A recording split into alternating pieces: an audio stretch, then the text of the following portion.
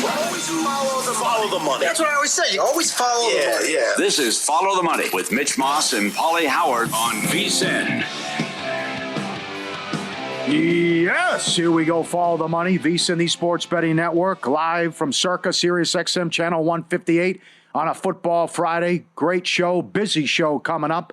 Ben Stevens on week 0 in half an hour. Our college football analyst, Alec Bussey on Farmageddon. Chuck Edel, the Iceman, preseason, week 0. Brett McMurphy to talk college football. Nigel Seeley with some soccer.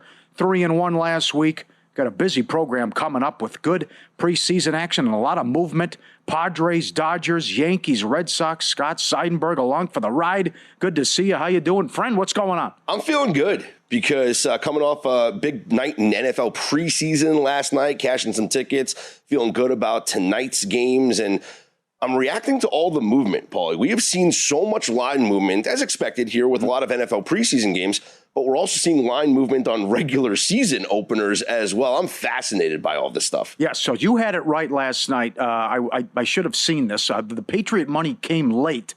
I know the Giants didn't play anybody, but still it's a strong quarterback room, and the Giants are the champs of the preseason as they pound the Pats. But there was a good angle here, which they're probably going to have to cut Tommy Cutlets, and he looked great, and the Giants blow out New England because you're going Dart, Winston. I thought so they could trade Winston, but still Dart, Winston, and then Tommy Cutlets, and they were fantastic offensively yet again. And that's what you're looking for in the preseason, right? You're looking for these situational handicaps, and the deep quarterback rooms are the teams that you want to bet on. And for the New York Giants, last night was a perfect storm. It was at home, where Tommy DeVito is a fan favorite. It was likely his last appearance in a New York Giants uniform, and Brian Daboll was going to do right by him. The word came out that DeVito was going to play the entire second half, and I felt, and most bettors that bet the Giants felt, that Daboll was going to let him cook, because it's not just about with the preseason. It's not just about how you do in that game for the current team that you're playing for. You're also trying to put stuff on film to maybe be picked up by another team. And so Brian Daboll knows that Tommy DeVito's the odd man out in this quarterback room. And I felt that last night he was going to do right by Tommy, give him every opportunity to put stuff on film so that another team picks him up. He threw for almost 200 yards and 3 touchdowns in that second half. And someone had the information, and Al Michaels had the information, that Woolridge was going the whole way for the Patriots, and he was pathetic. That was also big information, as Vrabel told Michaels that as well. The other one, the Steelers covered. It was typical Tomlin, 19-10, kicking field goals left and right. Thompson was good, and vicious beat if you had Carolina first half money line. I couldn't believe that. Well, how about the drama at the end of the game? Carolina's driving in the final minutes. There's 20-somewhat seconds left. They're in field goal range. If they kick a field goal, this line had some disparity. Some books had 6, some books had 6.5. Carolina could have kicked the field goal and said, hey, we're just trying to get our kicker some reps here in the preseason. Instead, they run some plays, they let the clock run out, and the game ends 19-10. Fascinating. Good stuff. Both games were on TV, and it was awesome with the line movement as well. We're both on the Jets tonight. This is great. This is a fun handicap. So they were pathetic against the Giants on Saturday night. The passing game was atrocious. Tell people what happened after that. So on Sunday, and word came out about this on Wednesday, so nobody knew about this until Wednesday of this week. The Jets held a secret practice on Sunday. I love this story. No coaches were there except for Aaron Glenn, the head coach, and the players ran the drills themselves. Garrett Wilson was quoted as saying, "We went at it," for about an hour or so. And what this tells me is that normally a coach goes into the final week of the preseason thinking, I'm building my roster, I'm trying to figure out who my fourth stringers are, I'm building a practice squad, and we just want to get out of here healthy.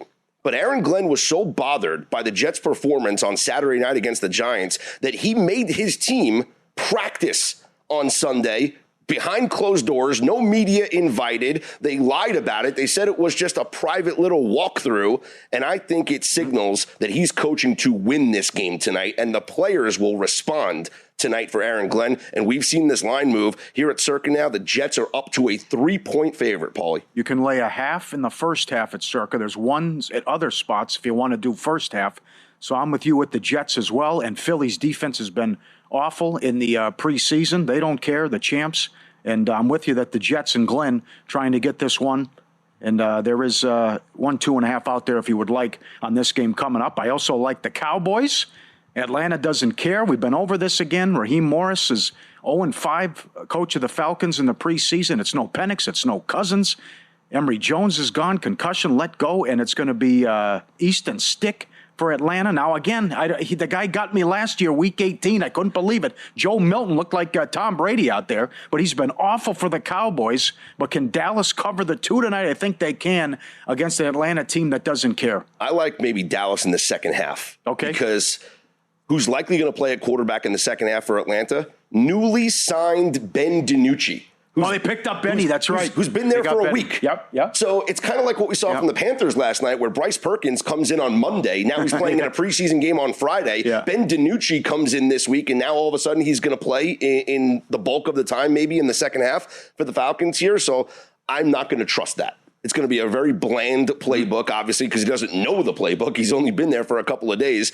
So I think maybe the Cowboys have the edge, or I would just go under in the second half. Okay, and week 1 now, the Eagles, you can find 6.5s on the Eagles now, which is interesting. In light of what happened yesterday, Jerry Jones was on Michael Irvin's YouTube channel, and if again you watch the documentary on Netflix, they love each other, and the respect that Jerry has for Michael Irvin, even what happened in his personal life, and he just, hey, you won us some Super Bowls, you put your life on the line, and you put it out there, you played so hard, we love each other. So he was on his YouTube channel, and he broke down what's going on with the Cowboys and Parsons, and Jerry blaming the agent here. When we wanted to send the details to the agents told us to stick it up our. We had our agreements on term, amount, guarantees, everything. We were going to send it over to the agent, and the agent said, don't bother because we've got all that to negotiate. Well, I'd already negotiated. I'd already moved off my mark over several areas. He thinks we have an agreement, it's done. This is against the CBA. That you can't negotiate with the player without the agent in the room. What year is this? Yes, I know. Jerry's still living in the 70s. Yes, he is. You spit in his hand and you shake it, and that's it. It's a done deal. No, that's not how it works. Eye contact and a handshake. That's not how it works. Unbelievable. We have rules now. You need this is violating the CBA. You're right. Like the agent is involved for a reason. I have always felt, Paulie, that Micah Parsons will play in week 1 for the Dallas Cowboys. That this was Jerry buying into the whole saga that is the Dallas Cowboys, right? He loves to be in the news. He was quoted during the press conference at the Hollywood premiere of this documentary saying, hey, when things are slow, I stir it up. So I just said, this is Jerry being Jerry, and it's going to be like Dak Prescott last year, and he's going to sign week 1 of, or the first week of September, and he'll play in week 1. The difference last year to this year, though, is that Dak was practicing last year, and Micah is not. The more this saga goes along. He's not playing, Scott. That's where I am now. Yeah. The more this goes, and seeing Micah remove the Cowboy stuff from his social media, put something on TikTok saying, no matter what team I play for, I'm going to win, I think he's gone. Yep. Or even if he's not gone, he's not playing in week number 1, which is why this move actually surprises me, why the Cowboys would go from 7-point dogs to 6.5. Last 4 years, the Cowboys are the league's best defense with Parsons on the field by EPA per play. They're the league's second worst defense over the same stretch when he's not on the field. The other thing is, I think Samich mentioned this yesterday, by waiting with Dak, Lamb, and Parsons to pay them, a conservative estimate, the Cowboys have cost themselves and Jerry $84 million by playing this game and what he's doing. So he also said I was going to give him like $200 million in guaranteed cash, and he'd be the biggest, highest paid player non-quarterback. But now that was a long time ago, and then Garrett got his money and Watt got his money.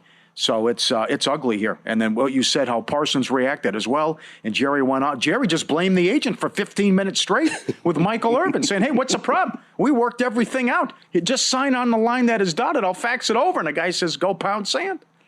I don't get this. I really don't. I mean, he's one of your marquee players, if not your most important player, non-quarterback, obviously, because you can't win without a quarterback. But we know how important edge rushers are. And we always say this when it comes to NFL contracts. It's not so much who you are, it's when you are, right? And the longer you wait, as you mentioned, everybody else gets their deals. Garrett got his deal. Watt got his deal. And now you just have to up the ante on the offer, or else the player is not going to be happy. Mm-hmm. One more, too. There was a trade. Robinson to the 49ers. I think this says more about the 49ers' depth That's right. in the running back room than it does about Christian McCaffrey. I know the early reaction is, well, maybe they're worried about McCaffrey. No, they're worried about their backups because all of the backups are hurt. Correct. They haven't been able to practice with Patrick Taylor. Garendo's dealing with a shoulder. So you need healthy bodies. And right now, you don't really have a trusted backup because no one's practiced here and no one's played in the preseason. So in order to take the load off of McCaffrey here, final week of the preseason also, get another body in that room. And I think it's a good trade for them. Yeah, and Kingsbury and Quinn talked about the depth that they have now when you saw those guys. Those young guys rip up a couple long runs on Monday Night Football. You mean Bill? Jacory, who wants to be called Bill now? Yeah, that's right. Yeah. You guys were good in the Monday. The Bengals can't stop anything, though. Clock's ticking. Week 0 tomorrow. Farmageddon. NFL just weeks away. Get VSiN Pro, lock in your edge. New subscribers, instant access to both our college football and NFL betting guides, team previews, power ratings, betting systems, best bets from every analyst, the morning email from Bill 80, the real-time betting splits, the market insights, and it's so important. I got to stress this again. Every best bet, every host, every guest. So that's whether it's the WNBA or Nigel with the soccer who went 3-1 last week, the Meat Man or the NFL stuff, the college football, the betting splits, the market insights, the betting systems from Mackinnon. The prop analyzer will blow you away with the NFL, the dog videos, tools, data, pro systems. Start today just $9.99 or save 50% off with the annual plan. Sign up now, vsin.com/subscribe. The NFL preseason wraps up this weekend, but these teams may regret not playing their starters. Scott with an incredible breakdown coming up on Follow the Money.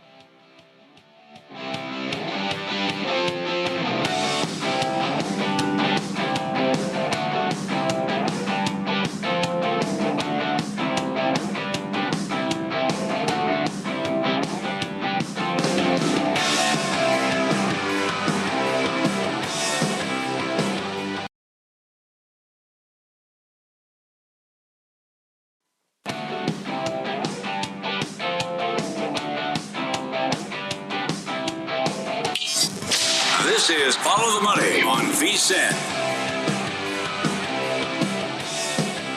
All right, back at it. Here we go. College football gets underway tomorrow with a good one, 9 a.m. Pacific from Ireland. Ranked opponents collide, Iowa State, Kansas State. We're going to run it all down now with Ben Stevens, our college football analyst here at VSiN. He's on the progressive guest line. He joins us now to go rapid fire. Appreciate the time, sir. The total has moved to 51. There's a 51.5 out there. What number did you get, and what do you recommend in the first game? Yeah, Paulie, I bet the over of 49.5, hoping we would get 50-plus points. That's the way the market is working right now, and I do agree. It's just an overall thought I have for Big 12 football, at least entering this season in 2025. There is so much returning talent at the quarterback spot put on full display tomorrow in Dublin between Avery Johnson for K-State and Rocco Becht on the other side for Iowa State. Such great returning talent and production at the QB spots really across the entirety of the compact and competitive Big 12 conference this year. I think we see offense, at least to start, have the edge over the defensive side. And when you look at these two teams, the Wildcats and the Cyclones, last year, not nearly the standard on that defensive side of the ball that we had seen and had become what we anticipate under Chris Kleiman in the Little Apple and, of course, under Matt Campbell there in Ames. We start with Iowa State. They allowed more than 188 rushing yards per game a season ago. That was the second worst rushing defense in all of the Big 12. So I expect Avery Johnson, with the dynamic athlete he is, the QB spot, alongside him in Dylan Edwards, to at least start solidly on the ground over there in Ireland to kind of get that offense generated and to see some of that scoring production. On the other side for K-State, they allowed more than 23 points per game last year. It was the only time in the 5 full years under Kleiman that K-State has allowed more than 22 points per game. The only time they ranked outside the top 30 in FBS college football in terms of that scoring defense nationally. I think the defenses can be improved throughout this season, but I think from the very start in this top 25 tilt, I'm going to trust the quarterbacks and the offense is a little bit more to win the day and at least see 50 points. I think as that total continues to trickle up, you still have an okay shot right now, 51, 51 and a half. Happy I got it to get over 49 and a half and see at least 50 points. Well, Ben, the strategy that I'm going to use, because I agree with you, I love the quarterbacks returning, but we have to acknowledge that there's new pieces, though. Like, Iowa State loses 2 NFL wide receivers. We have a running back on from Kansas State. So I think that I actually like the first quarter to go under 10.5, but I am so invested in a live in-game over. Because I agree, once these offenses get in a groove, they're going to have the advantage over these defenses. I just think with the travel, with the unfamiliarity of the circumstance, plus, there's no preseason in college football. I think there might be a couple of stalled drives early, but there's a great opportunity to bet an in-game over. That's the way I'm going to handle this. Yeah, and Scott, I think you're spot on there as well, especially as we start to get that public love, excitement, and fervor for the first Saturday of the college football season. People are going to want to see that offense and points early on. We could wake up tomorrow by the time we get ready for that noon Eastern kick over in Ireland. That total could be north of 52. It could be working its way up. So I think the ability to potentially see a slow start with the change in circumstance inside the rugby stadium, that is Aviva Stadium over there in Dublin, you can see a slower start and then the offense start to pick up because it's also college football. These are college kids, 19, 20, 21 years old. A lot of the COVID eligibility and experience that was gone at the end of the 2024 season. Some new pieces and some new faces to break in for both of these squads in 2025. I will say for K-State, fourth most returning production in all of the Big 12 this year, top 15 in the country. A lot of that on the offensive side of the ball. It's why I'm trusting in the likes of Avery Johnson and Dylan Edwards to kind of move things along, at least starting on the ground, taking advantage of a Cyclones defense that was porous defending the run a season ago. And then we can see what happens later in the game. But I do believe those abilities to get some live bets to the over tomorrow, a great way to approach this week 0 thriller. You want to ladder Avery Johnson? I would love to. Yeah. Because I think when you look at it right now, Paulie, over 47.5 is the number that I got earlier this week.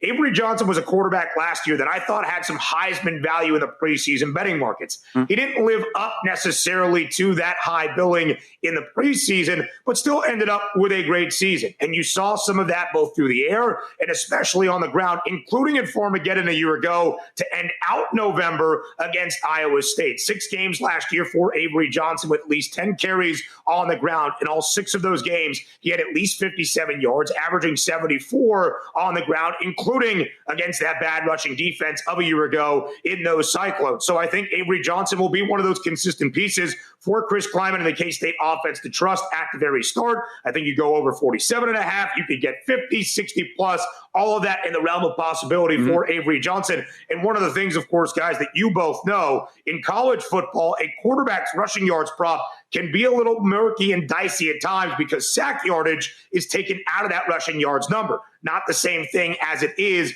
in the National Football League. Iowa State a year ago, only 16 total sacks for that defensive front. Even the year prior, only 21, ranking in the bottom 30 in FBS college football in each of the previous 2 years. So the Cyclones' calling card the last few seasons has not been about pressuring the quarterback or sacking the quarterback, taking away some of those yards from the rushing number. Excellent. Follow the money. VSiN, the Sports Betting Network. Paulie Howard, Scott Seidenberg, Ben Stevens, our guest, our new college football analyst on the Progressive guest line. Let's go to Kansas. Matt Entz takes over for Fresno. They're catching 2 touchdowns. Why do you like the dog? Yeah, I like Fresno State plus 13.5, Paulie, for one of the guys that you mentioned right there. Matt Entz, a 2-time national championship winning head coach at North Dakota State, known for his defensive acumen. Shocked a lot of people around this time last offseason when we learned he would not be there for NDSU, but rather taking a linebacker's job, the linebackers coach at USC under Lincoln Riley for an improved defense last year for those Trojans of Southern Cal. He gets the bump immediately now to be an FBS head coach at Fresno State. When I start with the Bulldogs, a team that has winning pedigree that out there in Fresno, California, they have only been an underdog of 13 plus points 3 times since 2018, and all 3 of those games they have covered 3-0 against the number, including last year in the Big House against the Wolverines in Ann Arbor. That, of course, being Michigan. In 2 of those 3 games, Fresno State nearing a 2-touchdown underdog. They have kept it to a single score. I think Kansas wins. I think the version of KU we saw down the stretch causing chaos as the underdog in the Big 12 championship race, not for the Jayhawks, but for the entirety of the conference outside of Lawrence, Kansas, is the form that we will see early. KU starting the year 1-5 a season ago, winning 4 of their final 5, including those 3 games against Colorado, BYU, and Iowa State outright as an underdog to change the course of the Big 12. I expect Kansas to probably be around a 7 or 8 win football team in this competitive conference, maybe with a shot of making their own run at a conference championship game appearance in early December. I do think Kansas wins, but I think because of that defensive acumen that Matt Entz is bringing to Fresno State with some real quality in the back end in that secondary, Fresno State has enough defensively to keep this game within 2 touchdowns. Ben, we've seen a flip of the favorite in that Hawaii-Stanford game. Stanford opens up as a short favorite. Hawaii now up to -2.5. And I think that's even going to go further. And we know key numbers aren't as important in college football as they are in the NFL. But when it comes to this being the last game of the first Saturday of college football, more public money is going to come in as we progress throughout the day here tomorrow. I could see this line going to -3. Would you be comfortable laying it with Hawaii? Yeah, it's really interesting, Scott, when you look at that number. As you get to 3, it's not exactly a key number in college football, but I think it speaks, one, to the Rainbow Warriors. The improvement we have seen with Timmy Chang, 5 wins each of the past 2 years, doesn't sound like a ton, but they are moving in the right direction. And offensively is where I really look. A quarterback last year, Mike Alejado, that made his first start during his time with the Rainbow Warriors in their regular season finale against New Mexico, throwing for freshman records at UH of 469 yards against the Lobos in 5 passing touchdowns. Again, records at Hawaii for a quarterback during his first collegiate start. And that's an area where I think you can attack Stanford. 4th worst passing defense in all of college football, allowing more than 280 yards per game a season ago. Of course, an offseason of tremendous change in Palo Alto. Andrew Luck takes over as that head coach. They make the change in the head coaching position. Frank Reich steps now in as the interim head man this year for the Cardinal. We'll see how that plays out. When you're looking at these numbers, the home field advantage of Hawaii hosting Stanford in this game, despite the Cardinal being perfect in their trips out to the islands against Hawaii in years past, I still think that Hawaii is deserving of being the favored side. So even at 3, in a game I don't necessarily expect to be decided by just a field goal, maybe a single score, but probably closer to that touchdown margin than the field goal margin, it makes a lot of sense because at least to start, and again, a lot can change, but at least to start, the areas of exposure that I like more is Hawaii taking advantage through the air with a Timmy Chang offense led by Mike Alejado and a lot of great receivers at his disposal. Great to talk to you, my friend. We'll do it next week. Go get him. Good luck. Appreciate it, guys. Enjoy week 0. Thanks for having me. You got it. It's Ben Stevens. He also likes the Hawaii wide receiver over, Nick Senecal, over his receiving yards in that game as well. Follow the money. VSiN, the Sports Betting Network. Paulie Howard, Scott Seidenberg. Up next, win, lose. Oh, boy, I can't believe what happened in the WNBA. Number 1, Kevin Rogers did a great job with his first quarter numbers that hit. Angel Reese does it again. The favorites get there in the NFL. And no joke, one of the worst beats I've ever seen. Straight ahead, follow the money, the Sports Betting Network.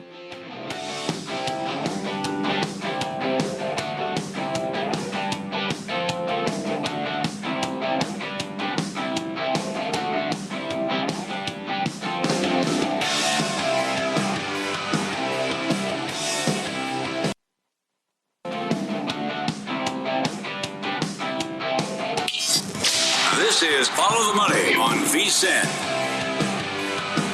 Great to be back. Great to have football back. And America's College Football Insider joins us live from also Circa in Kentucky. Brett McMurphy from On3 Sports joins us. And this is going to be weird to look at. And we're going to talk college football as well. We'll call it the Progressive Guest Line. Look at that book. Look at that. That's unbelievable. Look at that book. It's unbelievable. It's like looking into a better looking mirror. Look at that thing. That's awesome, Mike. Great to talk to you, my man. Good to see you. How about the big news that the SEC is going to 9 league games next year? Yeah, that's huge, Paulie, because now I think the SEC will more likely, the Big Ten now can kind of back off of this automatic qualifier nonsense that they have been putting out there the past few weeks, few months, and come to an agreement on how they want to do it in 2026. So I think the 16-team playoff, the likelihood we have that has increased tremendously with the SEC going 9 games. And you know what? A lot of people rip the SEC. Indiana's Kurt Signetti's at the front of that line. I think what impressed me the most is the SEC announcing that not only are they going to play that 9th conference game, they're going to require every school to play a 10th power opponent in the non-conference. So, they'll still play an FCS team. Everyone will make fun of them. But they're taking the lead on this. They're requiring all their members to play 10 power conference schools, No other league does that. Let's see if the Big Ten follows suit, the Big 12 and or the ACC. Okay, and also this could decide a playoff spot. This could decide a lot. How's the conference going to identify the 3 annual opponents?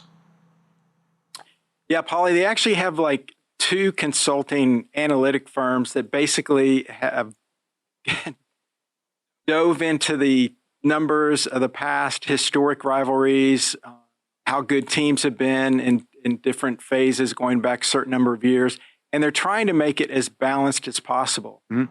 But with that being said, they're not going to get rid of Alabama, Auburn. They're not going to get rid of Texas, Oklahoma. So there's probably about half a dozen, maybe a dozen games that are automatic that are going to happen. But how they fill out with the other 3 permanent rivals, they're going to do the best they can to make it as equal as they can. But as you know, it's not going to be equal. Every fan base is going to have a gripe. Some are going to have it harder than others. Alabama could have, their 3 could be Auburn, Tennessee, and LSU. It'd be hard pressed to play 3 harder ones than those. Mm-hmm.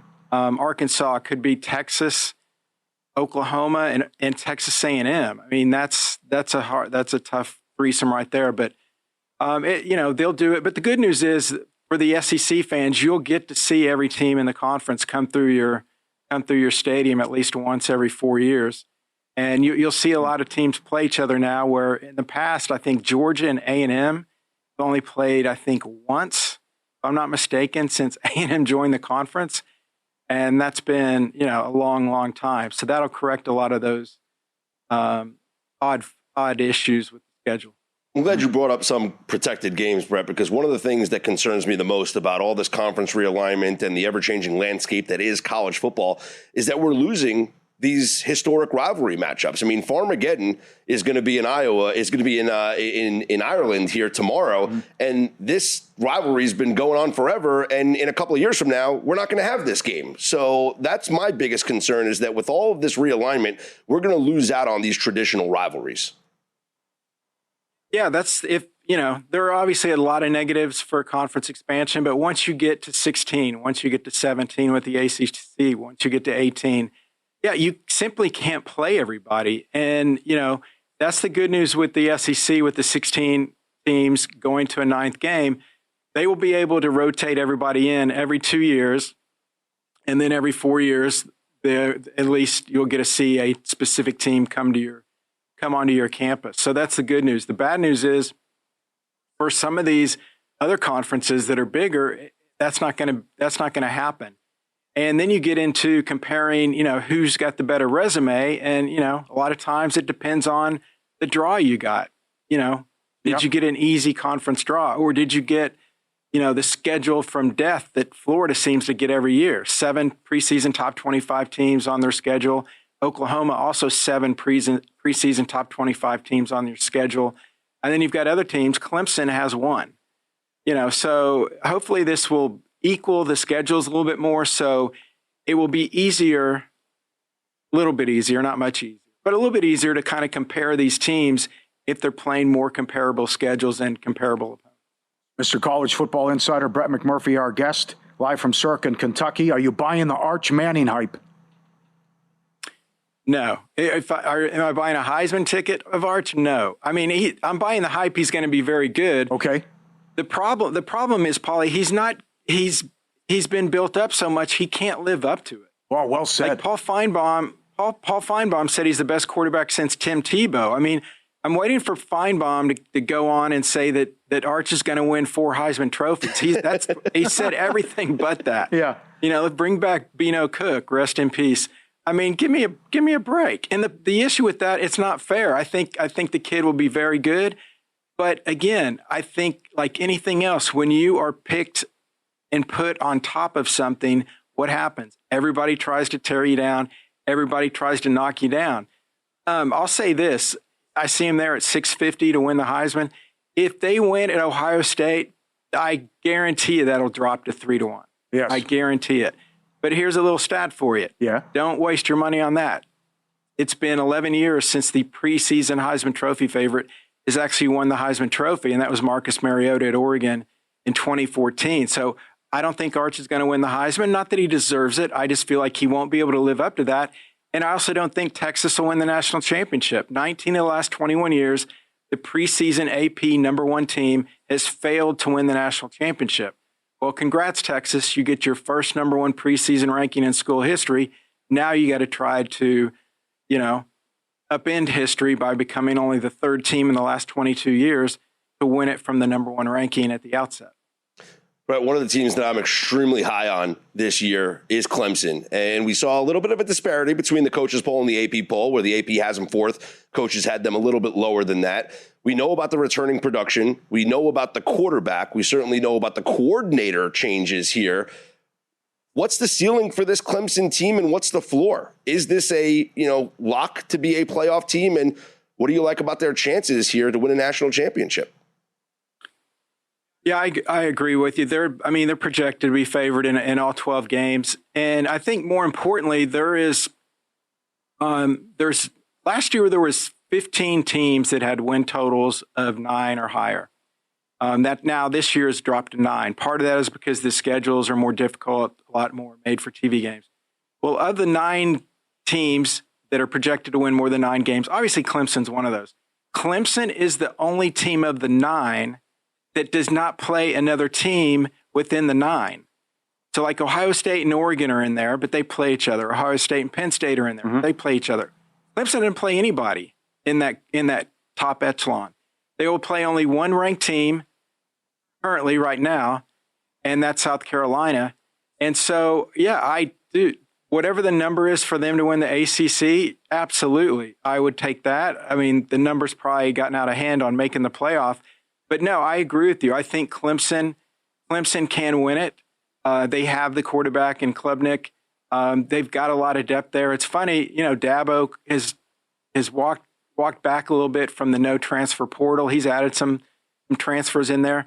I think they really have a solid team. This is obviously their best chance to win it since Trevor Lawrence was there. And ironically, they've got a very good quarterback in the mold of a Trevor Lawrence. And also, which more important, a lot of times they have the schedule too. Yep. Clemson plus 105 to win the ACC, minus 200 to make the college football playoff. That should be minus 2,000. Oh, wow. At a 0. What do you think of Miami? At a 0. You know what? We know they lost Cam Ward. I think they're actually going to be better, and here's why. The offense, obviously, they're not going to be as good offensively. No way. Miami, little trivia, the only team last year that outgained every one of their opponents, yet they didn't win every game. So I guess there's other factors. I think, Paulie, the defense is going to be vastly improved. I think you're going to see more improvement defensively. With Carson Beck at quarterback, I think they kind of tweaked the offense a little bit. Mario Cristobal loves his offensive lineman. He loves power football. I think they'll do more of that. Be more of a game control type team than last year when they just went up and down the field. I would call them a Swiss cheese defense, but I don't want to insult Swiss cheese out there. Yeah. But I actually think I think Miami can get to the playoff. I still think, Paulie, they're a little bit, still a step below Clemson. Everything looks great there. Good to see you. Appreciate you coming on. It's here tomorrow. We'll catch up soon. Thank you, Mr. College Football Insider. Saganah's on me when you come to town at Circa. Yeah, it was funny. I'd hear it at Circuit, Kentucky, and everybody kept calling me Paulie, and I was looking around. I didn't know what they were talking about. Thank you, sir. You're the best. Brett McMurphy. Thanks, guys. Oh, it's unbelievable. Follow him on X, on 3 Sports. Brett McMurphy. And a 0 to Clemson. My God. I love it. He went 3-1 last week. Nigel Seeley with some soccer plays, and we'll revisit the discussion that Scott made earlier about be careful here if you didn't play your quarterback in the preseason next.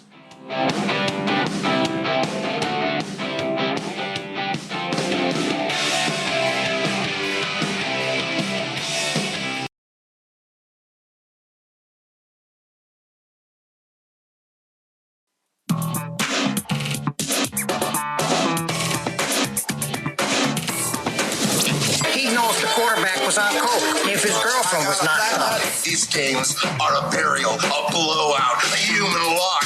You can bet your unborn children's children on these games. I was so good that whenever I bet, I could change the odds for every bookmaker in the country. All right, Angel Reese does it again.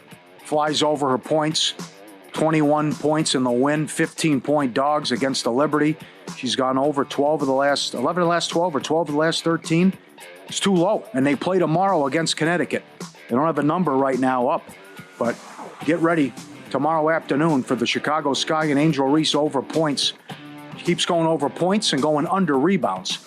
Tomorrow to start the day, Ravens money line against the Commanders. It's a straight fade of Dan Quinn, who's on a 2-16 straight up run in the preseason. We like the Jets coming up tonight. Mentioned that earlier. The Aaron Glenn stuff. He was pissed at how they played last week against the Giants. More ways to bet against the Saints. Fewest points in a season, plus 250, in addition to fewest wins. Dodgers first 5 tonight. I don't want any part of that bullpen. Snell against Darvish. They swept them last week. This was the matchup last week as well. San Diego right-handed pitchers against the Dodgers, 1-6 with an ERA of almost 5. Against the rest of the league, 36-14 with an ERA of 2.74. It's in their heads. Dodgers 8-2 against them this year. Eagles, week 1, 6.5 against the Cowboys. We played that clip earlier with Jerry Jones on the YouTube channel of Michael Irvin. To me, the deal's already done. To set it off to the agent tells me to stick it up my rear end. I moved off my mark. He thinks the deal's done and they have an agreement. Parsons says go pound sand. That's also against the CBA, by the way. They talk to a player, negotiate without the agent in the room. This is not good. It's not a pretty sight. I don't think Parsons plays. I ran through the numbers earlier with Parsons on and off the field. And let's dig deep. There's more good news here. We moved the number yesterday, by the way, on Ollie Gordon. Ooh. Yeah. Love that. I got the write-up. Oh, an Offensive Rookie of the Year market? Offensive Rookie of the Year market. Yep. Every day, someone's getting hurt with the Dolphins. It was Wright, Achan's banged up.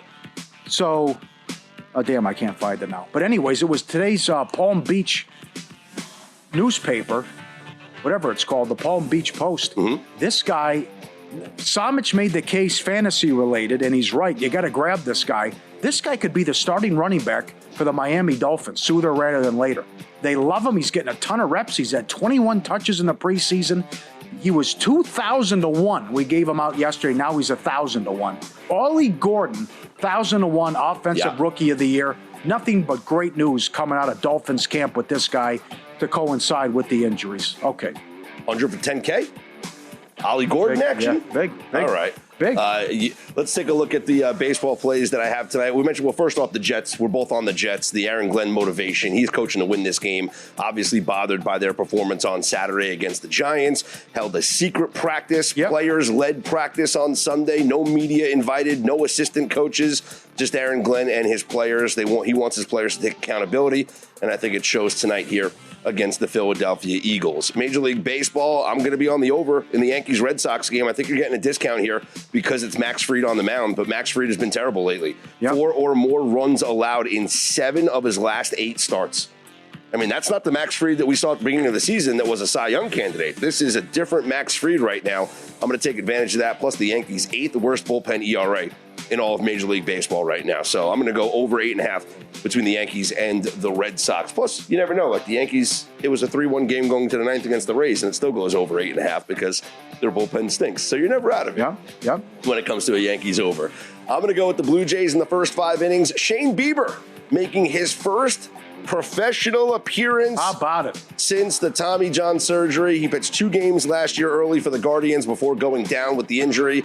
He makes his debut tonight for the Toronto Blue Jays, and I'm going with Shane Bieber and the Blue Jays in the first 5 innings. Listen to these numbers in the rehab starts for Shane Bieber. How good has he been? 29 innings pitched, 37 strikeouts, 3 walks, and a 1.86 ERA. His most recent rehab outing, 7 scoreless innings, AAA Buffalo, 7 scoreless, 4 strikeouts, 90 pitches. Here's the best part. His 4-seam velo in the rehab starts, 92.5 miles per hour on average. That's up over 1 mile per hour from his last full season. on average. So he is looking strong here in his rehab. So good to see him back on a major league mound. Arizona Diamondbacks, I'm backing them in the first 5 innings. I'm backing them multiple ways in the first 5 innings. I'm taking them on the first 5 money line. I'm also going with their team total over 2.5 runs in the first 5 innings because this is a fade of Zach Littell, whose underlying metrics suggest that he is a big-time regression candidate. The FIP is higher. The expected ERA is over a run higher. His left-on-base percentage, second highest in all of Major League Baseball, despite the fact that he's not a high strikeout guy. So he is getting fortunate. I think that luck runs out, and the Diamondbacks get to him tonight. But I don't trust the Diamondbacks bullpen, so I'm not going to bet them in the full game. I'm just going to go with the first 5 innings. Other plays that I got locked in for tonight, the Murphy, that's right, the no-run first inning between the Guardians and the Rangers. Slade Ciccone this year, 13-3 on the Murphy. Nathan Eovaldi, 18-3 on the Murphy. Give me no run scored in that first inning. And how about a football future? Awards market. There's a clip right now. If you go to Twitter, you go to the VSiN Twitter account at VSiN Live, you'll see a video from last night with the SGP guys were in with me in studio on VSiN Primetime, and I reiterated a bet that I've given out multiple times here on VSiN, and that is Nick Bosa of the 49ers to be the Defensive Player of the Year at 15-1. He's currently 11-1 to be the sacks leader in the NFL this season. I think those go hand in hand, but my research that I did shows that the 49ers play the second most favorable schedule of opponents' offensive tackles. Deep cut. That's right. I ranked the offensive tackles in the NFL, making a composite score of their PFF grade from last year and their ESPN's pass block win rate. I then took that, looked at the teams, their teammates, and then compared it to every team's schedule in the NFL. New Orleans has the most favorable schedule, but I'm not betting on any pass rusher for the Saints because everybody's going to be running the ball against that team because they're going to be beating them.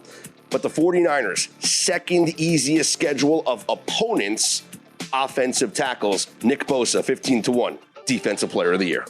Damn right. Excellent. And good job not getting distracted by my phone. What phone? CBS. See? I'm trying to read the article, and then the pop-up ads keep coming at me, and then the volume goes on. Jesus. CBS sucks. Terrible. G-Bank, built with sports bettors in mind. Right now, you can earn a $50 cashback reward bonus once you're approved and your account's open with the G-Bank Visa Signature credit card. Most cards treat sports books and gaming transactions as cash advances, even when it's your own money. G-Bank treats them as regular purchases. No cash advance fees, saving you up to 3 to 5% on every deposit. Plus, you'll earn 1% cash back on all eligible sports books and gaming transactions. 2% cash back on everything else you buy. Apply now. VSiN.com/GBank. VSiN.com/GBank. Do it now. We're underway in Philly. See if Trey Turner can get a hit right off the bat. And we're getting ready to kick off with some of these preseason games as well. I can't believe how packed it is, not just right now, but how it's been the whole day here at Circa and the sports book with everyone signing up for the contest. We're at 21 Grandissimo. David Baker signed up before the show. Are we over 8,000 now? Over 8,000. I mean, they did 1,000 yesterday, over 1,000. So with Radio Row here and all these radio stations, and the seminar is tomorrow. Chuck Edel's a part of that. Tune into that. Mike Palm's hosting.